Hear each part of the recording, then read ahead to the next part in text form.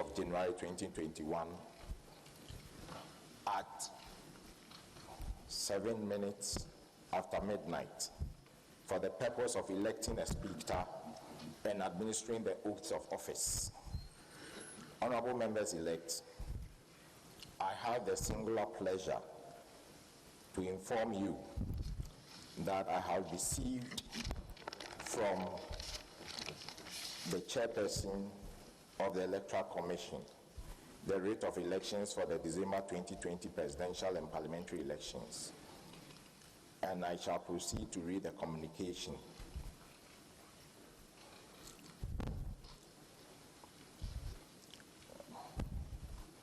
Letter dated 23rd December 2020. Addressed to Clerk to Parliament House, Accra. Pursuant to Regulation 43(2)(b) of the Public Election Regulations 2020, we submit the names of elected candidates for the 2020 parliamentary election held on 7th December 2020 for your action. Please find attached the names of the elected candidates and their respective constituencies and rate of election for the constituencies. Thank you. Signed, Samuel Tete, Deputy Chairman Operations for Chairperson.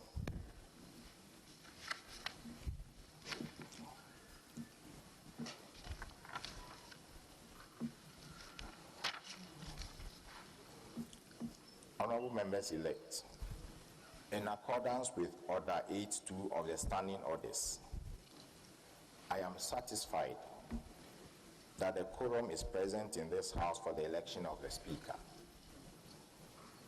Honorable members-elect, Clause 1 of Article 95 of the 1992 Constitution requires that a Speaker of Parliament be elected by members of Parliament from among persons who are members of Parliament or qualified to be elected as members of Parliament. May I also refer you to Standing Order 8.4, which states as follows: no person shall be proposed as Speaker unless that person has given his consent to be nominated. It is also important to draw your attention to Standing Order 8.5 of the House, and I quote: a member addressing himself to the clerk shall propose such person to the House as its Speaker, and shall move that such person do take the chair of this House as Speaker, which motion must be seconded without debate. I now invite nominations for the election of the Speaker.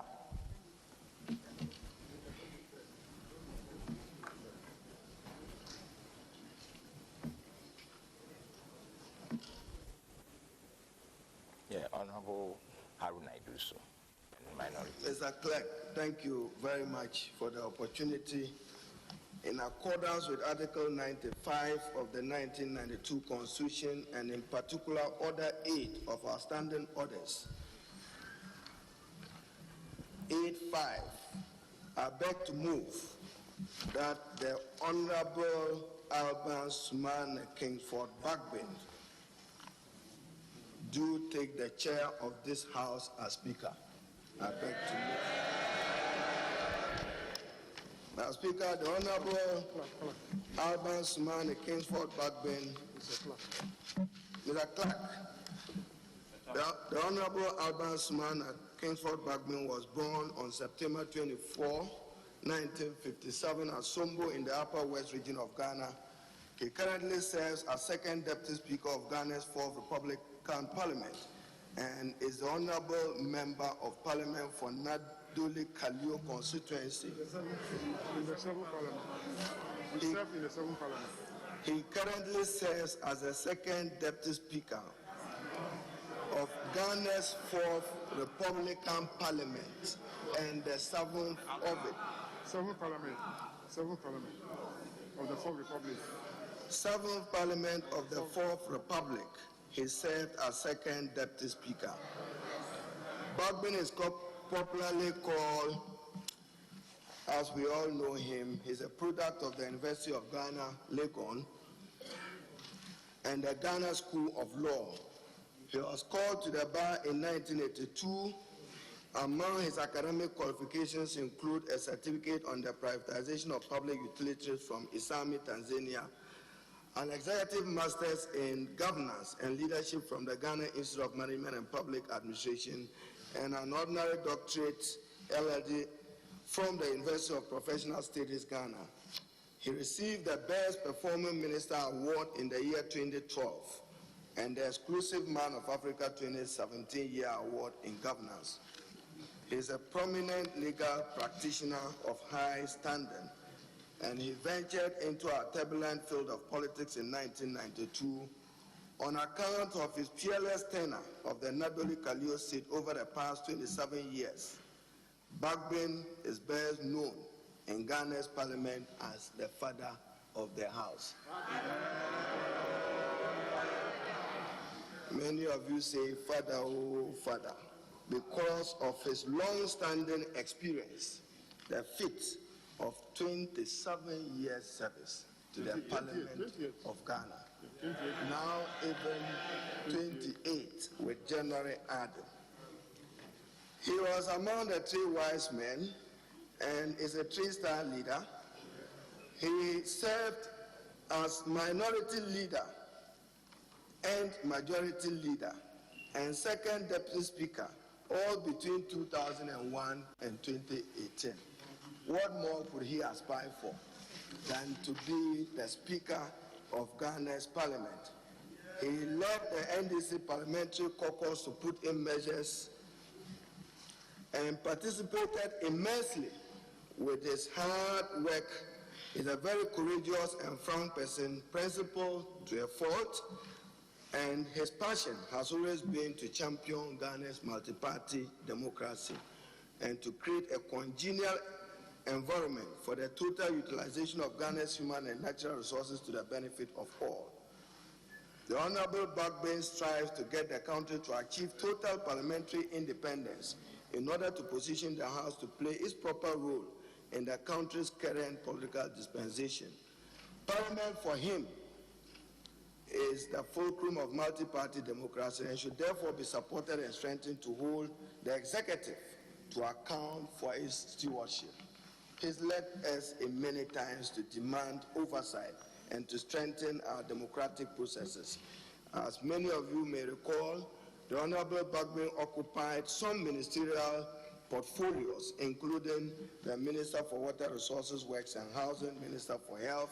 He further held numerous public sector positions, including Chairman of the Water Sector Reforms Advisory Committee, Vice Chairman Appointments Committee of Parliament from 1997 to the year 2001, Vice Chairman of the Mines and Energy Committee 1994 to 1996, Chairman of the Subsidiary Legislation Committee from 1994 to 1997.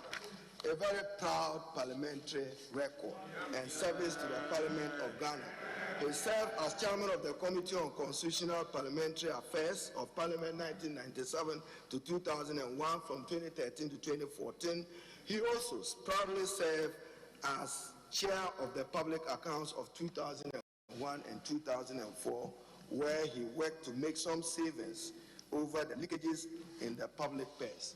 He naturally was chair of the Business Committee of Parliament. He's chaired the Special Budget Committee of Parliament.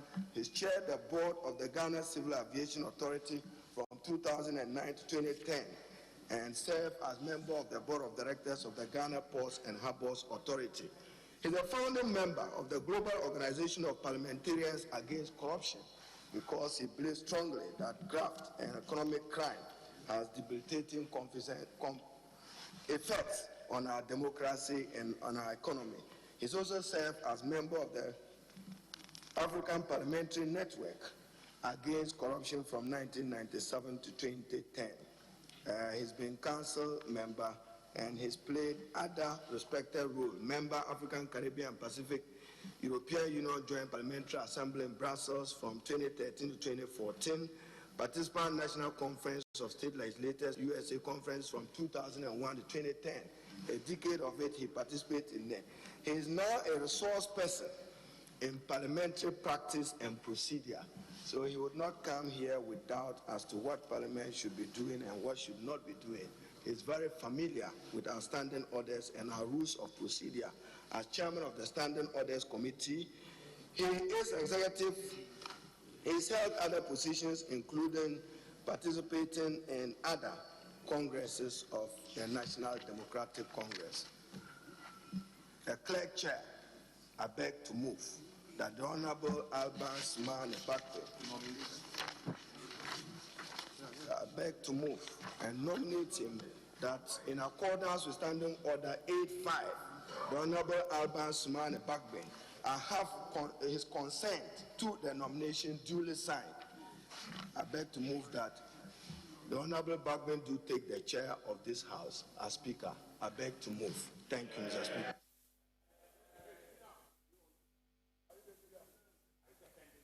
Any seconder? Any seconder? Chair,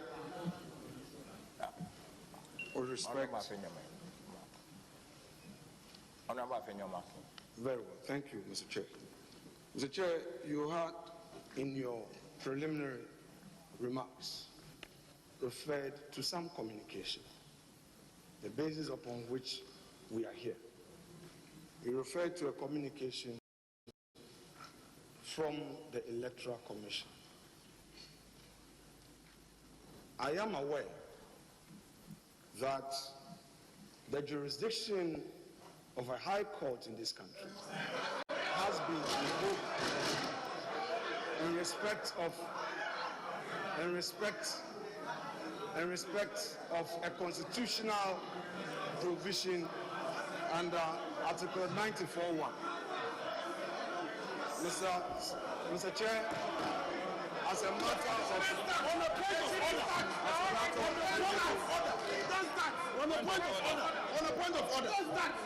on a point of order, where is it taking us to? Mr. Chair, this is alien. It's alien. It is alien.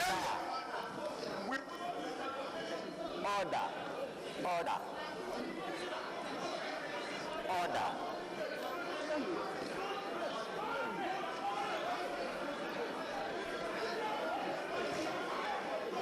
Mr. Chair, as a matter of preliminary. I need to at least hear the member. Mr. Chair, as a matter of preliminary inquiry from my side, I would want to find out from you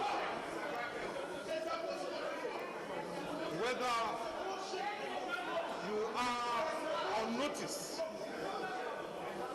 of a proceeding or an order from the High Court in respect of an application by Michael Akuma. Listen. Mr. Speaker, Mr. Chair. Wait, Honorable. At the appropriate time.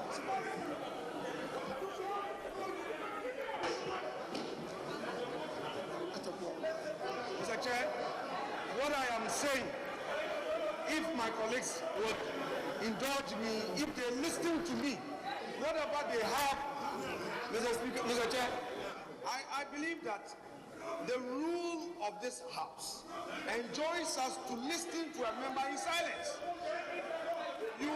Mr. Chair, if I make my submission, yes, and they have any view contrary to the preliminary objection and preliminary inquiry I am making, they would be able to make a proper input. That is the rule. It's not a shouting. So, Mr. Chair, all I want to inquire from you is that you have indicated that you have received communication from the Electoral Commission. I am aware of the process that has been mounted.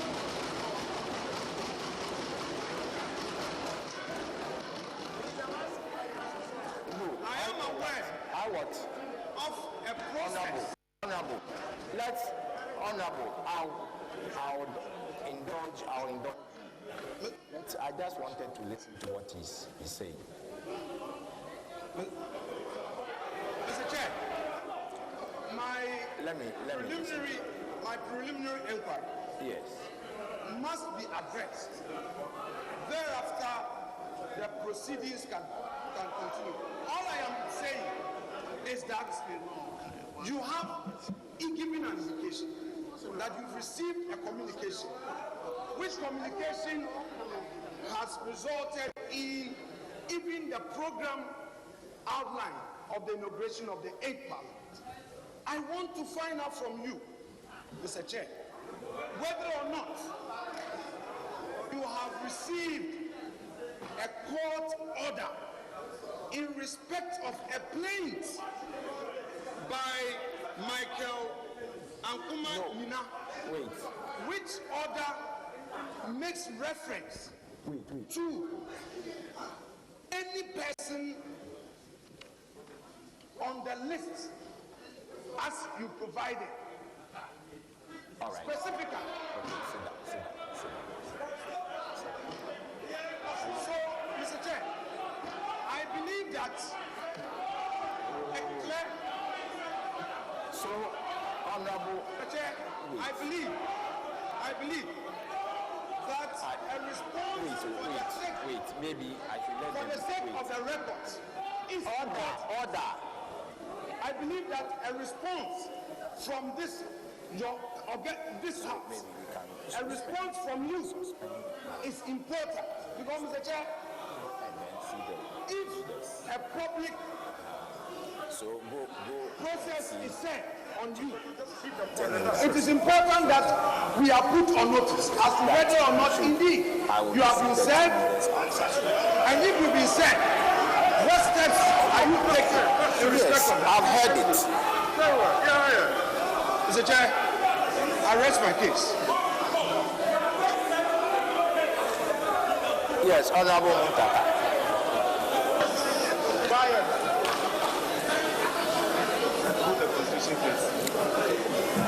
Mr. Clerk Chairman.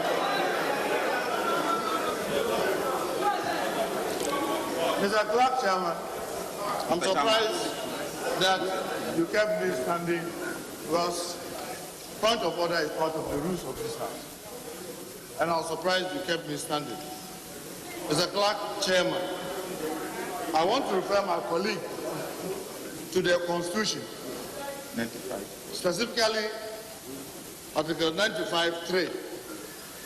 And your permission, I read, no business shall be transacted in Parliament other than an election to the office of Speaker at any time when the office of Speaker is vacant. Yes. And Mr. Clerk, open nomination. And Mr. Clerk, Mr. Chairman, Clerk, I was surprised that you kicked the motion in compliance with this constitutional provision, as you yourself rightly quoted. And you allowed another member to be deviating from what is before us when it has been moved. And you know that when a motion is moved, that is what is before the House. And the only thing that could be done is to second. And if someone has a counter, then that counts. I said they should. So, Mr. Clerk Chairman, in order not to continue wasting the time of this House and members, the right to second the motion. I rise to second the motion ably moved by Honorable Haruna Iddrisu. Honorable Osechi Mensah-Bonsu. Thank you very much, Mr. Speaker. Mr. Speaker, I think the issue raised by Mr. Chairman, the issue raised by the member for Efutu is very germane. You have indicated to us that you have received a writ of elections 4 constituencies from the Electoral Commission. Mr. Chairman, what you did not inform us about is, first, the number of constituencies.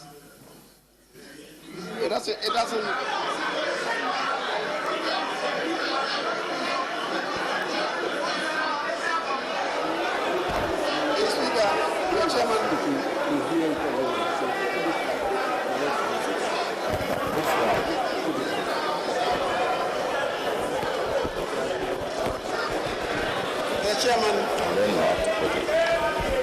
Mr. Chairman, and then the persons who have been duly elected as members of Parliament. Mr. Chairman, beyond that, Mr. Chairman, this is not, Mr. Chairman,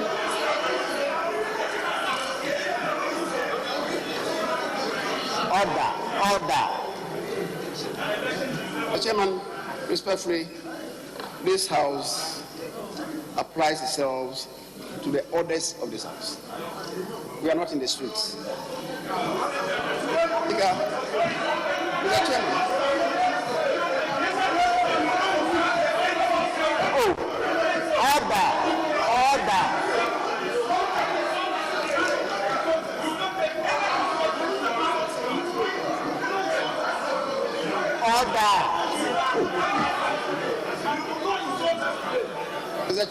Mr. Chair,